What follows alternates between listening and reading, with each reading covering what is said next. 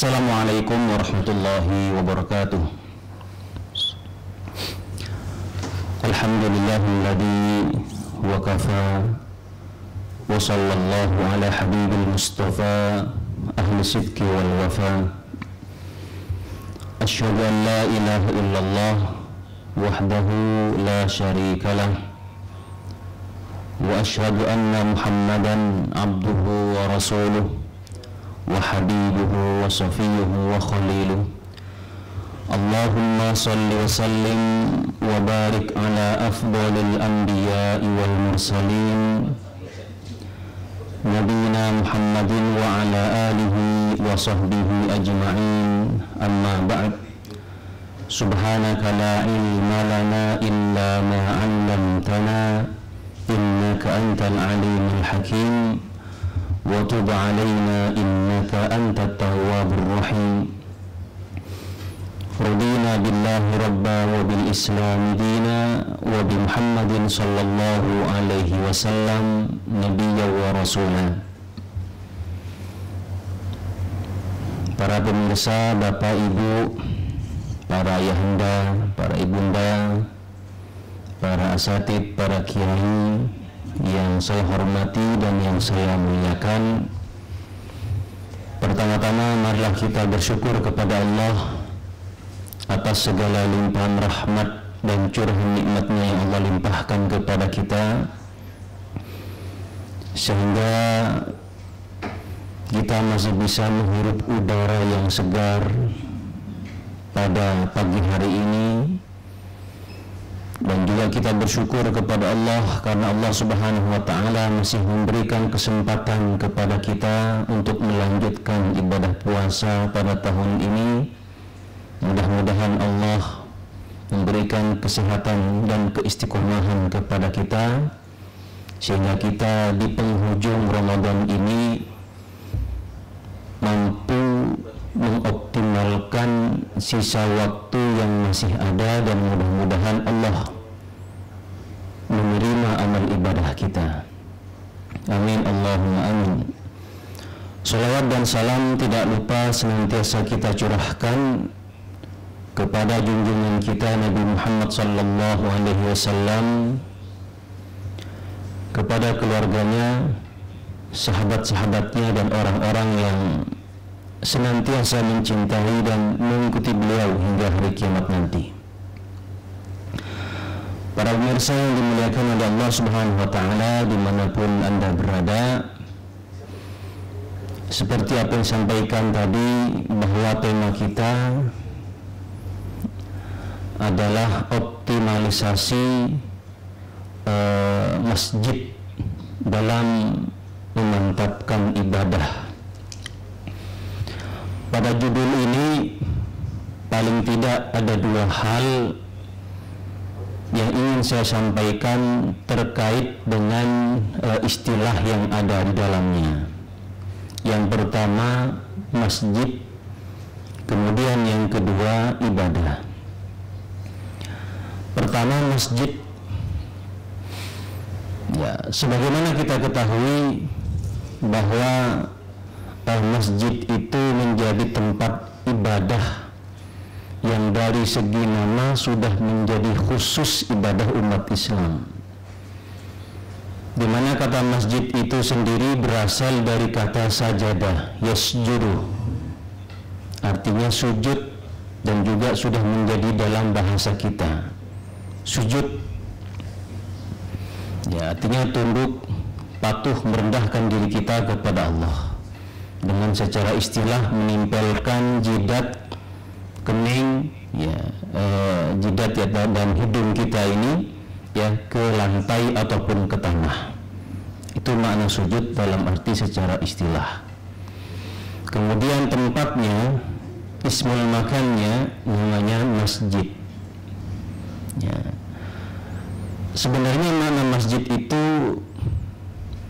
tidak sekedar bermakna menjadi tempat sholat, karena kalau sekedar tempat sholat itu bisa digunakan dengan nama musola, maka musola itu tempat sholat.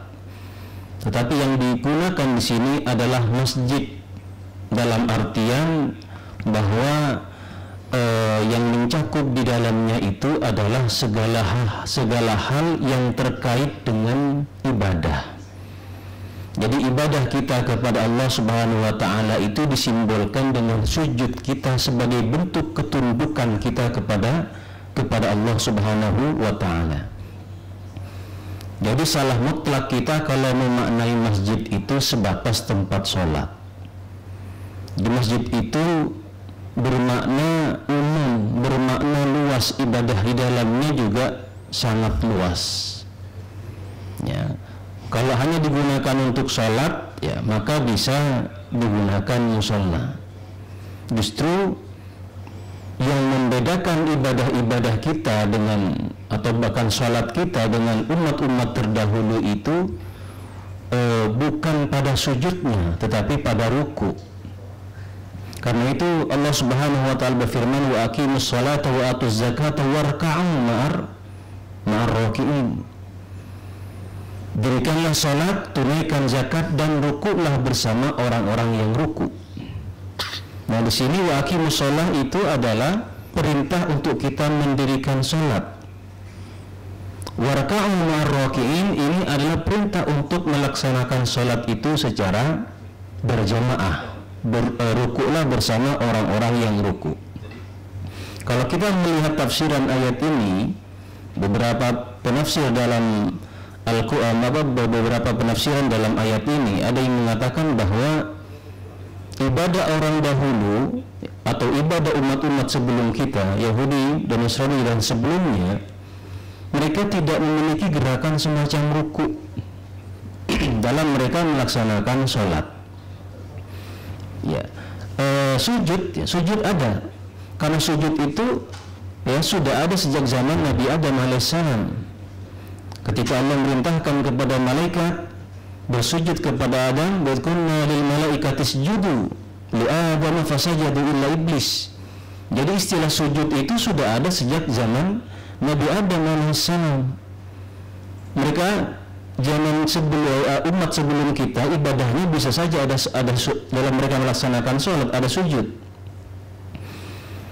Ya, ibadah dahulu ya, seperti misalkan ketika Zakaria masuk dalam mihrabnya Nabi Maryam duduk ya, kemudian bermunajat kepada Allah, itu sholat mereka. Jadi sujud itu bermakna ibadah secara luas, tetapi ruku ini menjadi simbol sholat bagi kita umat Islam. Karena itulah dalam ayat yang kita bacakan tadi, warka'u ma'ar raki'in, dan rukulah bersama orang ruku. Nah, itu dalam arti adalah mengerjakan sholat bersama-sama. Nah, Bapak Ibu jemaah sekalian yang dimuliakan oleh Allah Subhanahu wa taala, nah itu secara pengertian sekitar tentang masjid ya. Jadi masjid itu maknanya sangat luas dan maknanya sangat umum, maka kita jangan mempersempit makna masjid sehingga aktivitas di dalamnya juga tidak terbatas. Kemudian ibadah. Nah, ibadah itu apa? Ya, ibadah itu para ulama mendefinisikan ibadah ismun jami'un likulli ma yuhibbullahu wa yardah.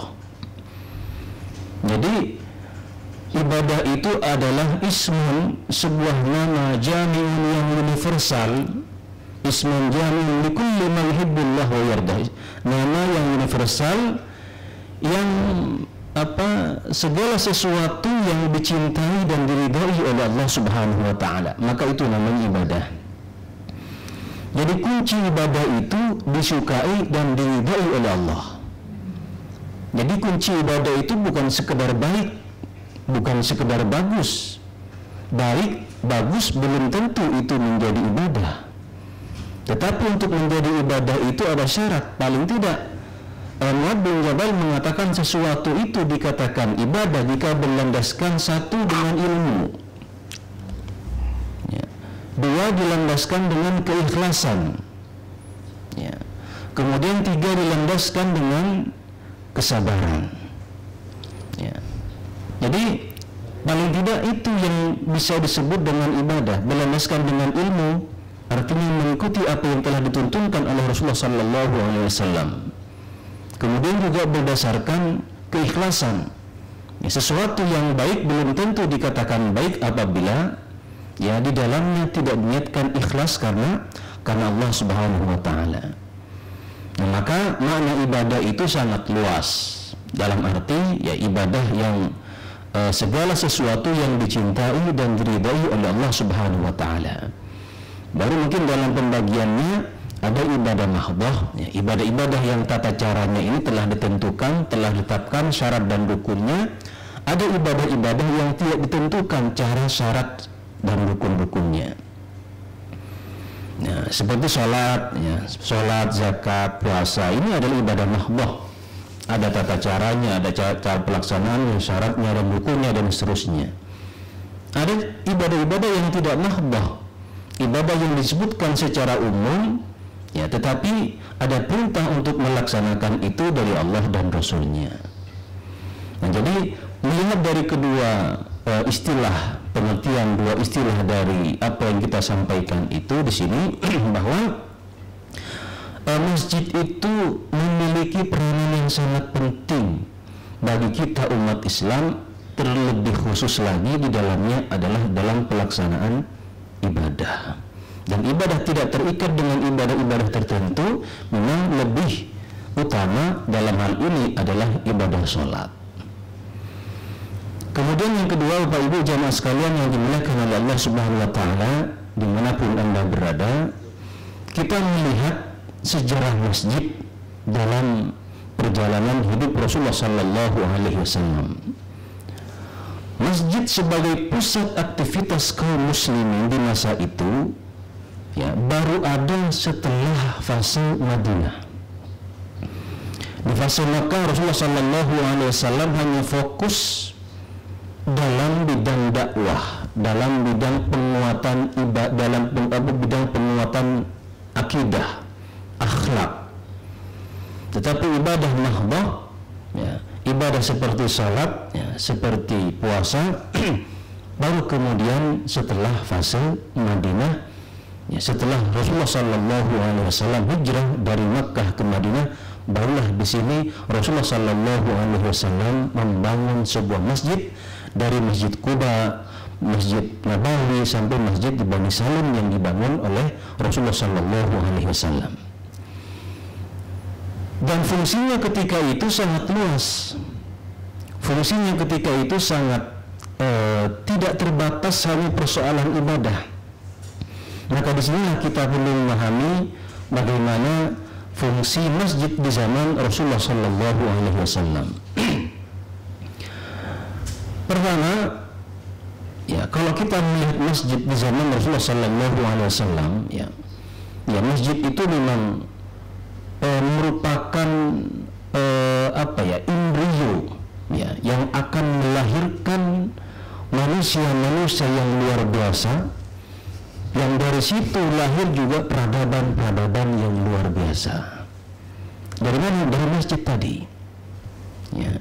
Karena itulah fungsi masjid di zaman Rasulullah sallallahu alaihi wasallam itu pertama sebagai pusat pendidikan, pusat pengetahuan, di mana ketika kaum muslimin yang mereka ingin bertanya sesuatu, ya mereka sering datang ke masjid, ya.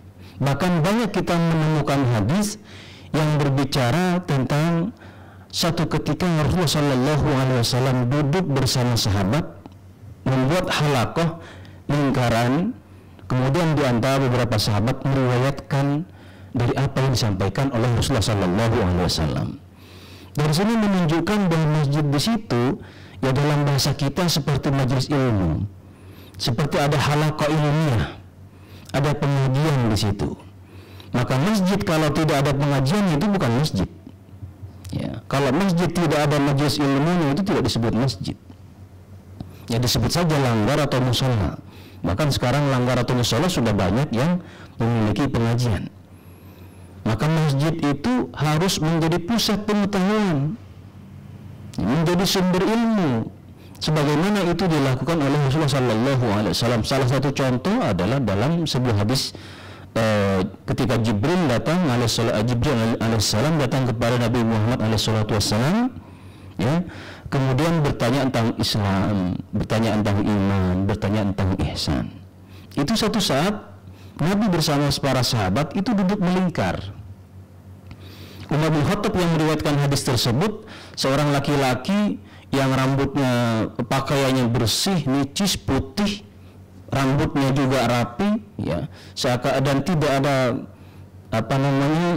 bekas-bekas dari perjalanan jauh, datang di dekat Rasulullah Sallallahu Alaihi Wasallam ketika sahabat itu sedang melingkar, kemudian meletakkan pahanya di atas paha Nabi Alaihi Wasallam. Itu artinya di situ ada majelis ilmu, ya. Dan di situ juga menunjukkan di situ ada peradaban, ya, ada halaqah ilmiah, ada tradisi keilmuan yang diajarkan oleh Rasulullah Sallallahu Alaihi Wasallam kepada kita umatnya. Dan banyak hadis-hadis yang lain yang menunjukkan demikian. Ya, beberapa hadis ya banyak kita temukan Nabi bersama sahabat, ya, itu membuat lingkaran kecil, kemudian mengajarkan sebuah ilmu kepada para sahabat. Nah, maka di sini penting bagi kita, ya, untuk betul-betul memfokuskan masjid itu sebagai tempat ilmu pengetahuan, ya, tetapi juga harus dikelola dakwahnya. Kita selama ini hanya tabligh, ya, kita hanya menyampaikan, tetapi disebut dengan dakwah itu kan harus punya perencanaan. Kalau tabligh sekedar menyampaikan, tetapi kalau kita ingin mengagendakan sebuah dakwah, maka di situ kita harus punya data-data yang jelas, ada laporannya dan semacamnya, bagaimana perkembangan dan seterusnya. Nah, ini yang barangkali yang belum kita lihat, ya, belum kita temukan di masjid-masjid kita, peta dakwahnya seperti apa.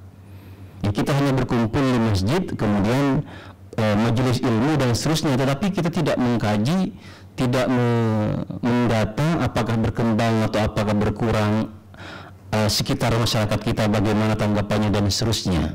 Nah, ini namanya dakwah itu kan harus tersusun dengan rapi. Dan selama ini yang kita lakukan itu masih sebatas tabligh, menyampaikan.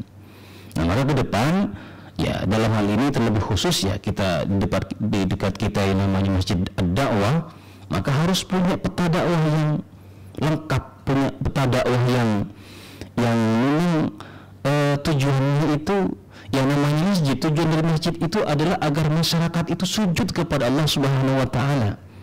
Ya, dengan ilmu, ya, dengan berdasarkan dari hadis-hadis Nabi Muhammad SAW. Maka ini ke depan mulai kita harus rencanakan, harus punya peta dakwah yang baik, yang benar, agar kita tidak sekedar membentuk majelis ilmu. Kalau soal majelis ilmu, ya, majelis ta'lim, kita tidak meragukan lagi di lingkungan kita. Sudah luar biasa, sudah maju. Ya, hanya saja saya seringkali menyampaikan di setiap pengajian, ya, di kota di Samarinda ini, saya selalu menyampaikan bahwa jangan sampai pengajian kita itu hanya sebatas kerumunan orang. Ya, jangan sampai pengajian kita itu hanya perkumpulan saja, perkumpulan orang yang mau mengaji, duduk belajar bersama, ya, tetapi tidak memberikan dampak apa-apa kepada masyarakat sekitar kita. Jadi yang datang itu yang jauh-jauh saja, tapi sekitar kita bagaimana? Nah, maka di sini itu tadi pentingnya peta dakwah di sekitar kita, melihat di sekitar masjid kita itu bagaimana. Nah, kalau tidak ada peta dakwahnya, ya, siapa di sekitar masjid kita, siapa yang perlu kita, bagaimana supaya orang-orang yang berada dekat masjid kita ini kemudian mau melaksanakan ibadah di masjid kita. Nah, saya kira, itu dalam pertama ini, ya, dalam fungsi atau peran masjid di zaman Rasulullah Sallallahu Alaihi Wasallam, masjid sebagai pusat ilmu pengetahuan, dan di situ juga ada nilai-nilai dakwahnya. Ya, maka terkait dengan masalah dakwah kita harus merencanakan peta dakwah yang sehingga memajukan dakwah kita di sekitarnya. Kemudian apa yang dilakukan oleh Nabi Muhammad SAW ini terkait dengan keilmuan, dan ternyata itu terus berlanjut, ya. Bahkan awal mula berdirinya Universitas Al-Azhar itu, ya, itu bermula dari pengajian-pengajian kecil yang dilakukan di Masjid Al-Azhar, ya. Itu dari pengajian-pengajian kecil. Ya, kemudian pada masa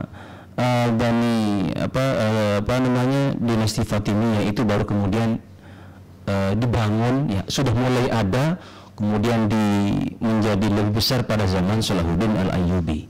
Dan masa-masa itu pun sebenarnya sudah ada, ya. Al-Jami Al-Qurawiyun Al-Jami Al-Qurawi yang berada di Maroko itu, ya, pada dinasti Abbasiyah itu, dari situ juga sudah membangun universitas. Al-Jami itu kan universitas ya. Itu juga berawal dari kelompok-kelompok orang yang mengaji di dalamnya, kemudian menjadi tempat pembelajaran yang besar sampai sekarang ini diakui oleh dunia.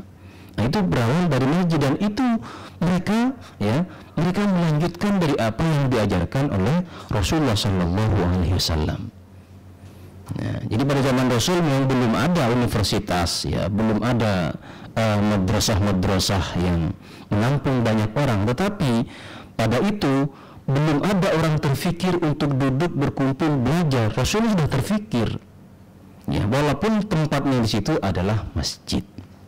Ya, karena ketika di situ mereka berkumpul kemudian diajarkan, di sinilah sebenarnya lahan dakwah kita. Nah karena itu maka kembali kepada peta dakwah, maka saya kira sangat penting, ya, terlebih khusus di tempat kita di Masjid Ad-Dakwah ini juga harus memiliki peta dakwah, sehingga yang datang di sekitar masyarakat kita ini semakin bertambah, ya, semakin banyak. Ya, jadi bagaimana pengajian kita, majelis ilmu kita itu tidak hanya sekedar menjadi kerumunan orang, tidak sekedar menjadi perkumpulan orang, ya, kemudian di situ duduk mengaji bersama, tetapi tidak memberikan dampak. Ya, maka salah satu upaya agar memberikan dampak, maka di situ bagaimana menjadi orang-orang yang di dalamnya yang mengaji itu menjadi kekuatan, ya, untuk memperlebar sayap dakwah untuk masyarakat sekitar kita. Nah, tentunya juga, ya, pola-pola dakwahnya juga harus direncanakan dengan baik. Ya, namanya dakwah itu kan sebagaimana dalam istilah kaidah-kaidah dalam dakwah itu kan at-ta'lif qabla ta'rif. Jadi diikat, ada pengikatan dulu, ada rasa, ada ikatan dulu sebelum kemudian diberikan dakwah, sebelum diberikan pengetahuan. Jadi ada ikatan dulu, ya, termasuk, ya, di dalamnya yang mengetahui sekitar masyarakat kita. Kata pepatah, tak kenal maka tak sayang. Nah, maka itu perlu menjadi catatan kita, ya, untuk memperkuat peta dakwah khususnya yang berada di sekitar masjid kita. Kemudian, ya, selain masjid itu sebagai pusat ilmu pengetahuan dan juga dakwah, dan masjid di sini juga berfungsi sebagai, ya, tentunya sebagai tempat ibadah. Nah, memang tidak dipungkiri masjid itu adalah tempat ibadah, ya. Karena masjid tempat ibadah, nah, maka namanya tempat ibadah itu bagaimana supaya orang yang berada di dalamnya itu merasa nyaman. Bagaimana kita mengelola sebuah masjid, ya, agar orang datang mau ke masjid dan agar orang enak ketika berada dalam masjid dan mendapatkan manfaat-manfaat yang luar biasa di dalam masjid, maka ini juga perlu pengelolaan yang sangat baik. Saya membaca sebuah penelitian yang dilakukan oleh Monash University. Dalam penelitian itu luar biasa mengejutkan bahwa di Indonesia ini yang kurang lebih masjid kita se-Indonesia itu ada sekitar 900.000. Jadi dari Sabang sampai Merauke, masjid yang ada di Indonesia yang terhampar di bumi pertiwi ini ada sekitar 900.000, kurang lebih 900.000. Yang lebih mengejutkan ternyata umat Islam ya yang berada di Indonesia ini yang sudah memanfaatkan masjid atau beribadah dalam masjid itu hanya sekitar 10% nggak sampai. Artinya kalau kita di penduduk Indonesia ini ada 200 orang, ya kemudian 80% itu yang Muslim misalkan, ya berarti berapa kira-kira itu? Ya 10%-nya itu saja yang aktif ke masjid. Ya 10% saja yang aktif ke masjid, ya sholat lima waktunya ke masjid. Ya kita tidak usah jauh-jauh ke Monash University dalam penelitiannya. Ya kita kalau ingin mengukur, lihat ketika kita dalam masjid kita ketika Jumatan.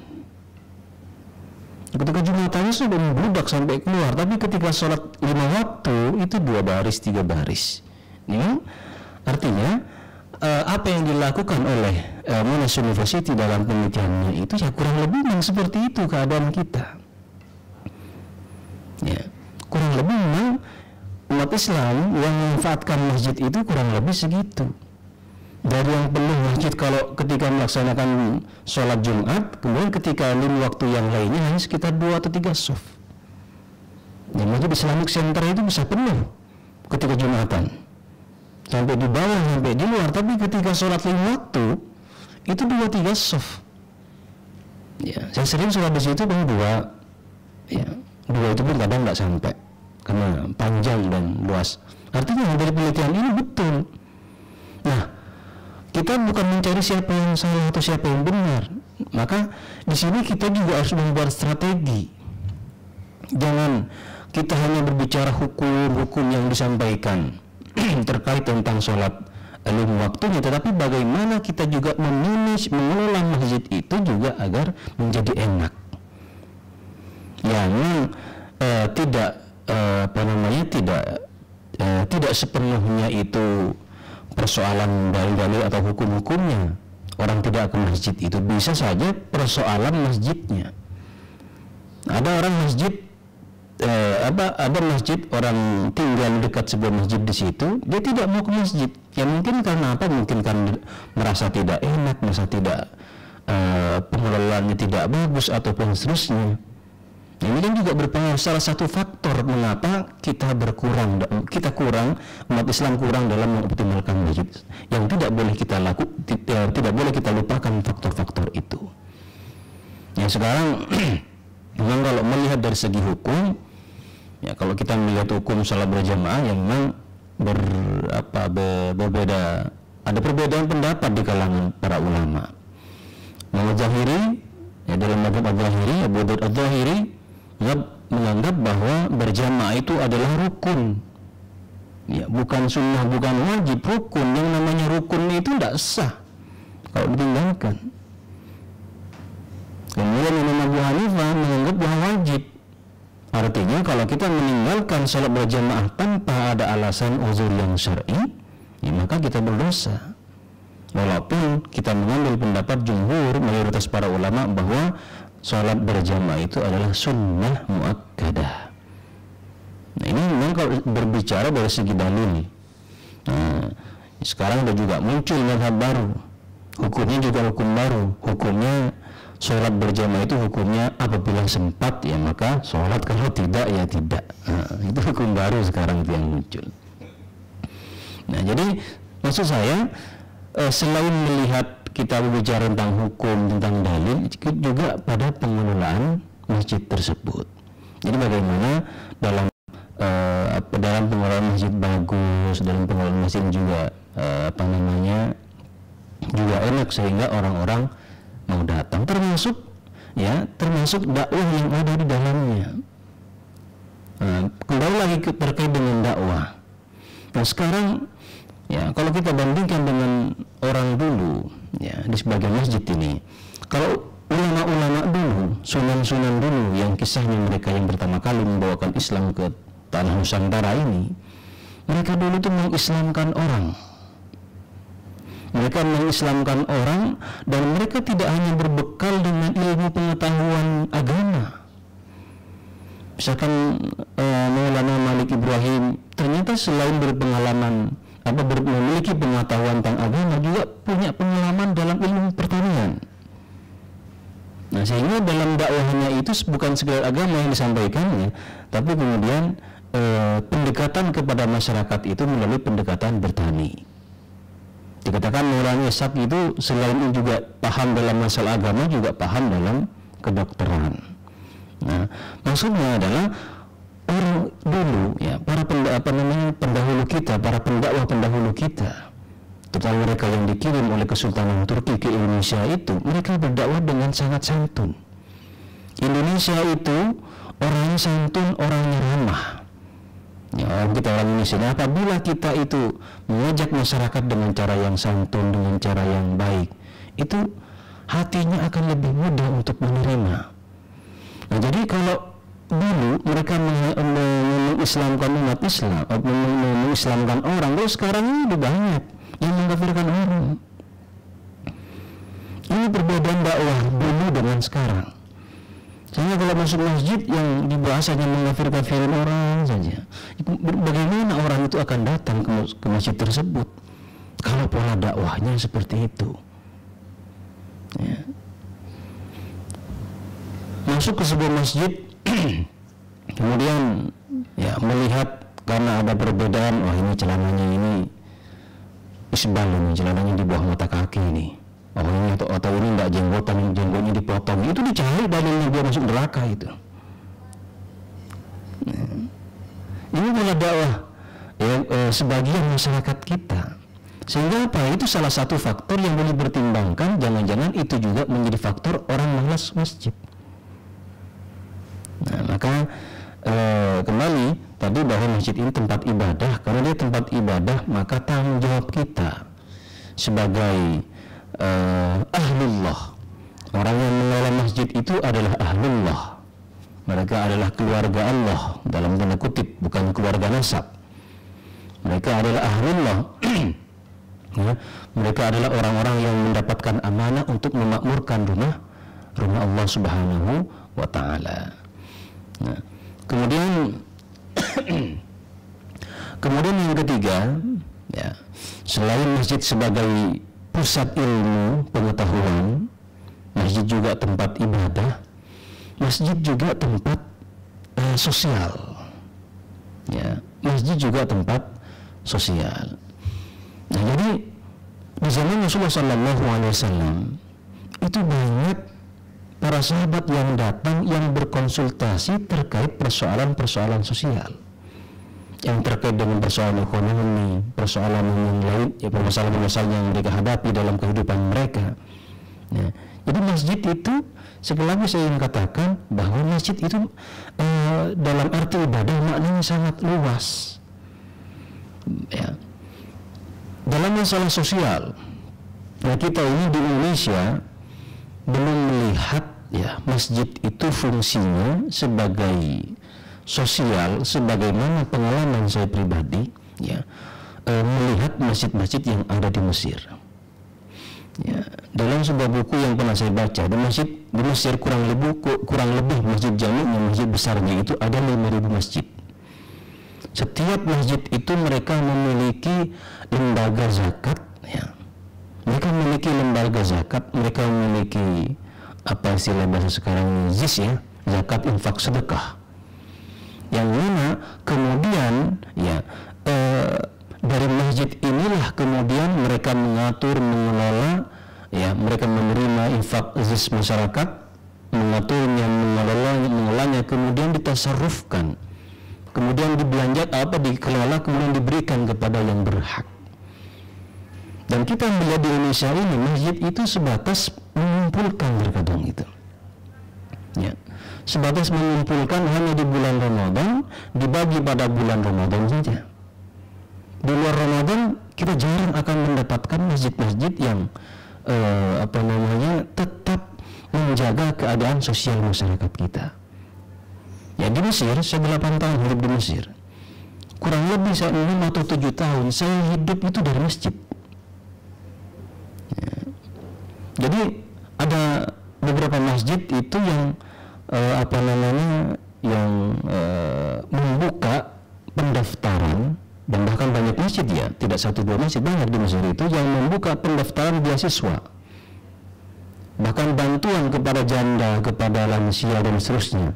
Jadi setiap bulan itu kita ngantri, ada ibu-ibu, ada bapak dan seterusnya. Kenapa? Karena memanfaatkan masjid itu tidak sebatas sekedar tempat ibadah untuk melaksanakan sholat, tetapi ya ibadah dalam arti ibadah horizontalnya, ibadah sosialnya, hablum minannasnya ini juga dilaksanakan. Nah, sehingga betul-betul masjid itu bertanggung jawab atas apa yang terjadi pada lingkungannya. Jadi kalau ada tetangga di sebelah masjid kelaparan, itu tanggung jawab kita. Ada janda ataupun lansia yang berada di sekitar masjid kita yang mereka terlantar, itu tanggung jawab kita. Nah, sehingga masjid tidak berfungsi sebagai tempat ibadah tadi. Ini saya katakan tadi bahwa bagaimana pengajian kita itu tidak hanya menjadi sekelompok orang atau perkumpulan orang yang belajar di dalamnya, tetapi bagaimana memberikan dampak kepada masyarakat sekitar kita. Jadi memperhatikan yang ada di sekitar kita. Nah, di Mesir luar biasa. Ya. Di Mesir itu luar biasa kepedulian mereka ya terhadap ya orang asing, pelajar, kemudian janda dan seterusnya. Itu mereka keluarkan dari masjid. Ya. Di kita ini ya di Samarinda lah ya. Ya karena kita hidup di Samarinda dan tidak bicara secara luas, walaupun juga secara luas barangkali sama. Kita itu bangga, ya masjid itu bangga ketika mengumumkan saldo masjid itu jutaan rupiah. Ya diumumkan pada hari Jumat setiap minggu, biasanya saldo atau kas masjid per tanggal sekian ya mencapai 200 juta, 300 juta. Itu kita bangga kalau seperti itu. Ya, padahal di satu sisi saldo kas masjid jutaan rupiah, tetapi tetangga-tetangganya itu masih banyak yang kelaparan. Tetangga-tetangganya itu banyak yang barangkali ada janda, ada lansia, ada anak yatim yang perlu santunan kita.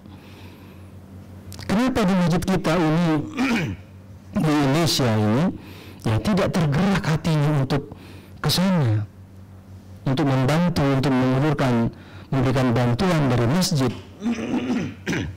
Ya kenapa? Karena memaknai masjid sebatas tempat ibadah sholat. Nah maka dengan kita mengetahui bahwa masjid itu juga pusat sosial, ekonomi, maka seharusnya pertumbuhan ekonomi itu juga bermula dari masjid.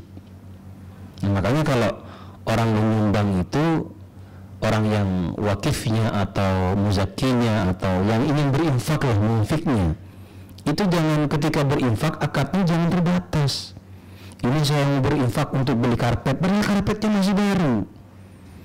Akhirnya apa? Akhirnya pengelola tidak berani karena amanah dari yang berinfak, bersedekah untuk karpet.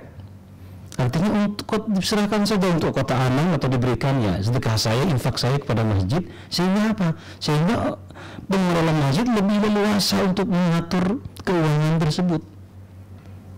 Ya.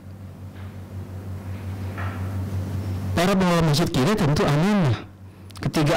Ketika amanahnya tolong ini nanti dibuatkan untuk karpet misalkan. Ya akhirnya karena karpet masih ada, akhirnya uangnya dipakai mungkin 20-30 tahun ke depan setelah karpetnya rusak. Jadi ketika kita ingin berinfak ya kecuali memang dalam tahap bangunan ya. Kalau masjid sudah rapi, sudah bagus, ya serahkan saja. Ingin berinfak, bersedekah kepada masjid tanpa ada akad tertentu. Jadi masjid kita masih sedang membangun ya boleh, ini untuk ini, untuk ini. Tapi kalau masjid sudah rapi, sudah bagus, sudah berjalan dengan baik, maka ketika orang berinfak ya jangan pakai akad. Jangan pakai akad ini sudah serahkan kepada masjid, dipercayakan kepada pengelola masjid, kita serahkan sehingga masjid yang tahu ini untuk apa. Ya. Sehingga apa, dalam pengelolaannya baik, bagus, dan dari situ barangkali ya kita bisa mengoptimalkan peran masjid dalam sektor ibadah sosial. Ya. Dengan melihat masyarakat sekitar kita dan melihat keperluan-keperluan keadaan ekonomi sekitar masyarakat kita, bisa memperdayakan masyarakat dari masjid. Dan ini yang dilakukan oleh Nabi, oleh para sahabat dan generasi-generasi setelah mereka itu bersumber dari masjid. Pusat perekonomian bersumber dari masjid. Ya, masjid itu, karena itu Rasulullah SAW menyebutkan masjid itu tempat yang paling disukai oleh Allah, dan pasar adalah tempat yang paling dibenci ya oleh Allah. Ya, bukan berarti tidak boleh beraktivitas berdagang ya, tetapi masjid itu ada nilai-nilai ilahiyahnya. Nah, pasar, di situ namanya pasar itu kan namanya pasar itu ya yang dihormati oleh orang yang punya modal. Di situ yang punya uang, tapi kalau masjid dan sama semuanya. Nah, oleh karena itu masjid sebagai pusat sosial ini sebagai tumbuhnya ekonomi umat ini, maka mudah-mudahan ke depan kita bisa mengatur, mengelola bagaimana di sekitar kita. Ya paling tidak sebagai pengenalan dakwah pertama. Ya, misalkan ketika Idul Adha itu ada pembagian daging, ya, sekitar masjid kita ini harus wajib dapat. Sekitar masjid kita itu sebagai bentuk dakwah kita, dan ini insya Allah sudah kita lakukan. Ini penting. Bagian dari itu, hal-hal yang lain juga sangat banyak yang bisa kita lakukan untuk menjadikan masjid, mengoptimalkan masjid dalam pelaksanaan tempat ibadah, sehingga lebih optimal ibadahnya, tidak sekedar untuk sholat tetapi juga untuk hal-hal yang lain bisa kita manfaatkan. Bapak Ibu para hadirin, para pemirsa, para ayahanda yang saya hormati dan yang saya muliakan, tidak sebatas tentang 3 itu saja masjid ya, masih banyak hal-hal yang lain ya. Masjid menjadi pusat pemerintahan ya, masjid juga menjadi pusat siasah, pengaturan politik itu juga dari masjid ya.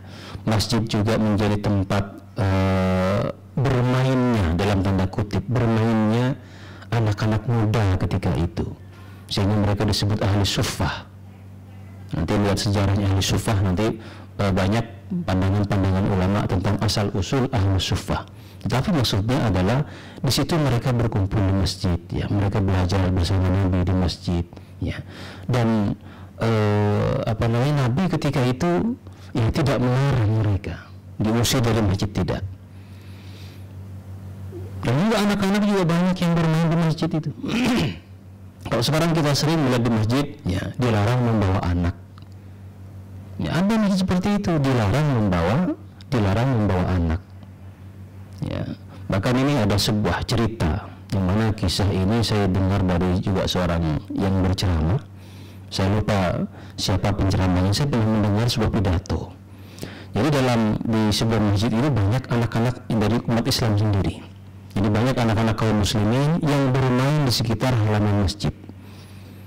Satu ketika karena ada merusak salah satu barang milik masjid, itu diusir semua anak-anak. Tidak boleh lagi main di situ, tidak boleh lagi ngapa-ngapain di situ. Akhirnya mereka pindah tempat. Kebetulan dekatnya itu ada gereja yang halamannya luas. Akhirnya mereka main di sana. Main di sana bukan sekedar bermain, dikasih minum, dikasih makan, kalau capek minum.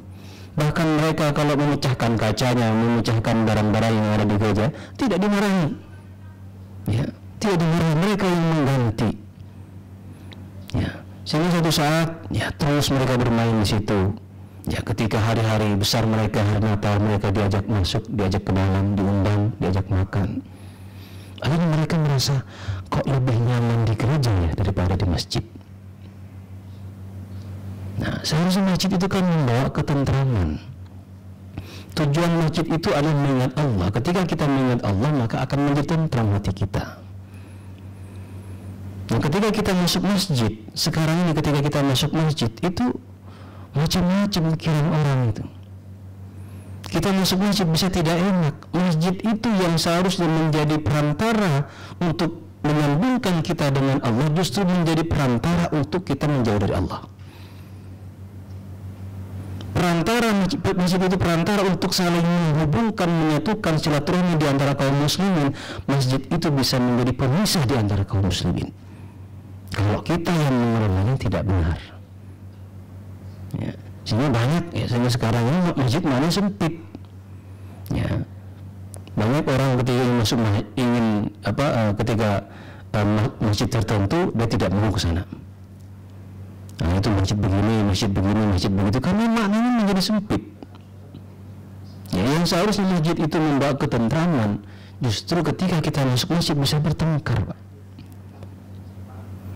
Allahu Akbar, ketika imamnya sedang takbir, ada kejadian ditarik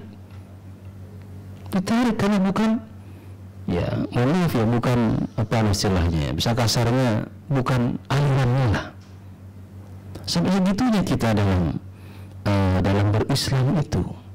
Nah, maka saya kira pemahaman tentang masjid, tentang makna yang lebih universal harus kita memahami dengan benar, sehingga kita tidak, intinya siapapun yang masuk masjid, kaum muslimin yang masuk masjid, ya umat Islam yang masuk masjid, mereka sama. Kenapa? Karena mereka masuk ke rumah Allah, bukan rumah kita, bukan rumah siapa, tapi mereka masuk ke rumah Allah. Allah adalah yang memiliki rumah itu. Maka ketika kaum muslimin masuk, maka kita mempersilahkan. Ya mudah-mudahan dengan apa yang saya sampaikan ini ya menambah pengetahuan pribadi saya sendiri tentang bagaimana kita mengoptimalkan masjid itu tidak sebatas atau seputar tentang ibadah sholat saja, tetapi bagaimana dimanfaatkan masjid sebagai pusat ilmu pengetahuan, masjid dimanfaatkan juga sebagai pusat perkembangan ekonomi umat, masjid juga sebagai sosial, dan bahkan masjid juga sebagai gerakan politik dalam arti ini bukan politik praktis, tetapi bagaimana memahamkan politik yang benar kepada masyarakat kita. Itu saja barangkali yang bisa kita sampaikan pada pagi hari ini. Mudah-mudahan bermanfaat untuk kita semua, dan tentunya di dalamnya banyak kesalahan, kekurangan, maka sekiranya Bapak Ibu sudi untuk memaafkan atas kesalahan-kesalahan yang saya sampaikan. Terima kasih atas perhatiannya, mohon maaf atas segala khilaf dan kekurangannya. Hadanallahu wa iyyakum ajma'in. Wassalamualaikum warahmatullahi wabarakatuh.